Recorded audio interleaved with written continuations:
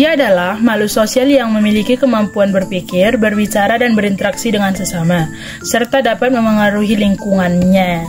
Manusia hidup dalam lingkungan yang terdiri dari berbagai unsur, baik buatan maupun alam, yang saling memengaruhi. Lingkungan itu sendiri dapat dibagi menjadi dua kategori, yaitu satu, lingkungan alam, yaitu semua unsur alam yang ada di sekitar manusia seperti udara, air, angin, tanah, flora, fauna, dan iklim. Dua, lingkungan buatan. Lingkungan buatan yang dibentuk oleh manusia seperti bangunan, jalan, kota, dan infrastruktur lainnya. Manusia dan lingkungan selalu saling berinteraksi dalam berbagai bentuk. Interaksi ini dapat berupa positif maupun negatif, tergantung bagaimana manusia memperlakukan dan memanfaatkan lingkungan. Interaksi positif, manusia dapat menjaga kelestarian lingkungan seperti dengan melakukan kegiatan konservasi alam, penghijauan, dan pengelolaan sumber daya alam secara berkelanjutan. Interaksi negatif, eksploitasi terhadap sumber daya alam, polusi, deforestasi, dan perubahan iklim adalah contoh dampak negatif dan interaksi manusia dengan lingkungan. Dampak manusia terhadap lingkungan. Aktivitas manusia yang tidak ramah lingkungan dapat menyebabkan berbagai masalah, seperti yang pertama, pencemaran udara.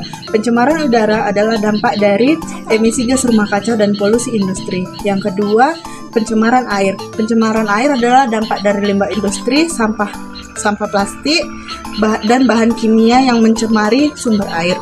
Yang ketiga, dampak terhadap keanekaragaman hayati, yaitu pembukaan lahan baru untuk pertanian atau pemukiman yang mengakibatkan kerusakan habitat atau pemunahan spesies.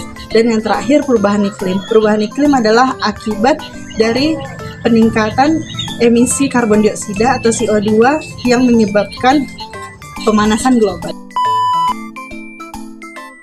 Untuk menjaga keseimbangan antara manusia dan lingkungan, beberapa upaya yang dapat kita lakukan yang pertama yaitu pengelolaan sumber daya alam yang berkelanjutan.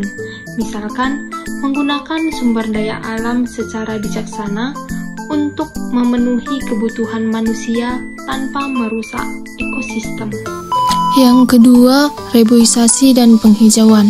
Menanam kembali pohon-pohon yang telah ditebang untuk mencegah erosi dan perubahan iklim.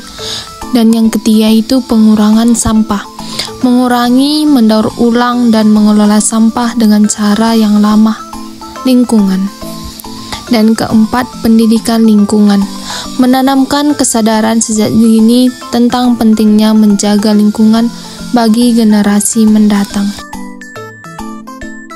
5. Pentingnya menjaga keseimbangan. Keseimbangan antara manusia dan lingkungan sangat penting untuk memastikan keberlanjutan di bumi. Ketergantungan terhadap alam membuatnya wajib untuk melestarikan lingkungan. Dengan menjaga lingkungan, kita juga menjaga lingkungan manusia, hewan, tumbuhan, agar dapat berkembang dengan baik. Manusia dan lingkungan adalah dua entitas yang saling bergantung satu sama yang lain.